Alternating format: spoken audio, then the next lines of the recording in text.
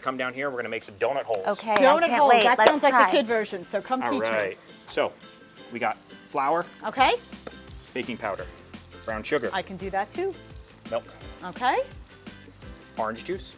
okay. Would not have guessed that, but okay. There's also pineapple juice in there. That's the pineapple element for this dish. We have our egg, and then lastly, some sugar. Okay.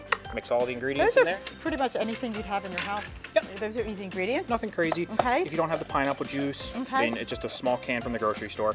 And then we just mix. So like you're making, like not in a blender, just mix with a Correct. spoon. I like always you do in pancake mix by batter. hand. The key to any kind of baked item is all about not over mixing. Okay. Pineapples are high in vitamin C. What else? So you're going to get your vitamin C. There's also manganese, which is another vitamin in there that helps with bone development. Vitamin C, of course, everybody needs that. That helps our immune system. Vitamin C also helps with skin and wound healing. So just one of those things you want to have a daily dose of in your diet.